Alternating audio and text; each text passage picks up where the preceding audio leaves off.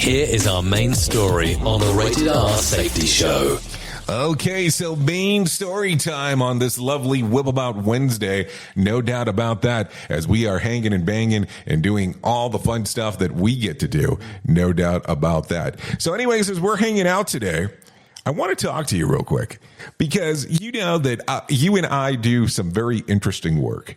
We do the work that some people don't want to do. We do some work that is considered extremely difficult. We do some work that when you kind of go home and think about it, it is mind-boggling in regards to some of the stuff that you have to go through in regards of making sure that people are safe. And you can have the debate of what do you really do as a safety person? Are you a coach? Are you an advisor? Are you somebody who's out there that's doing a lot of work? Or are you one of these people that are, that is not doing much? And there's kind of just multiple things to take a look at it. But let's talk for a second. And let's talk about when the worst things possibly happen.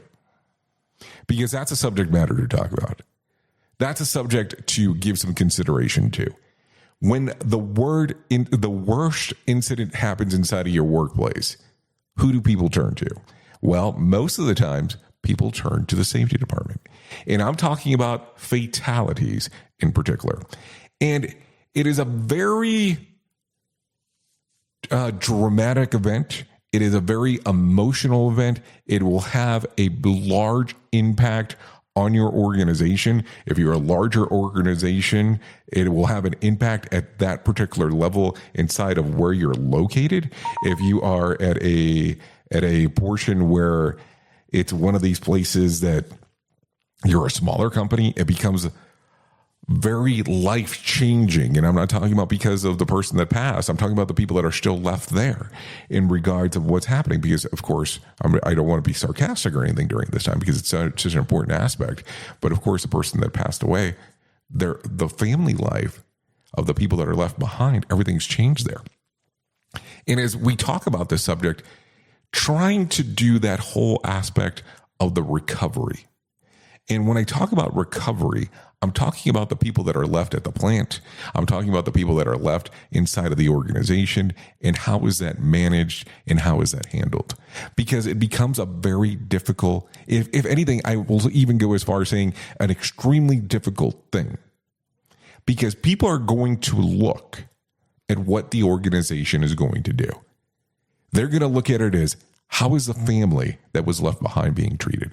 How are the people within the organization left behind that were treated? Now, I've been to locations during fatality investigations where the plants have closed down.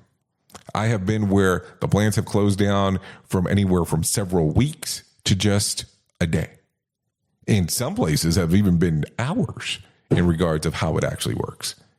So, with that being said, organizations and people inside of the organizations will look at what you are going to do and what is the recovery and the restoration inside of the organization on what occurs. So as I talk about this today, look at it and listen from a different standpoint.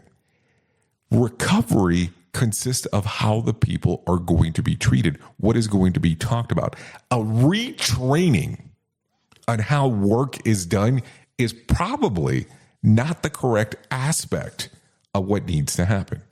Because I'm going to tell you, the more and more we talk about this and the more and more we look at this, there has to be the understanding of the following. People are not going to put themselves in an aspect where if they are doing 3 steps and when they get to step 2, they know that they're going to have a fatality inside of the organization, that they're going to not say, let's stop this and not move forward.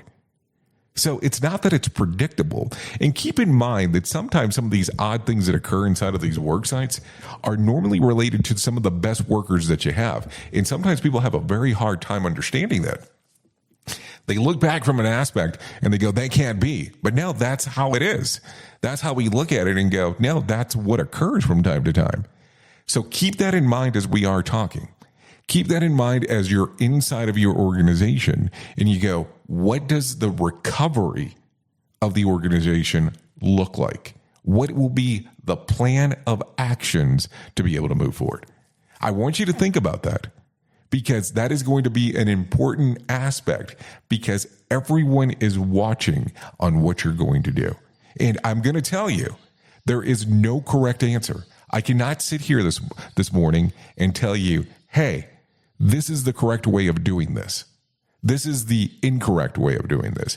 The only thing that you can look at and go with is you have to make a determination on what is going to be best for what is going on with the personnel and the organization. And that is where the recovery needs to be set. That's something to look at. Oops! What did he just say? We at Safety FM don't always agree with viewpoints of our hosts and guests. Now back to real safety talk on Safety FM.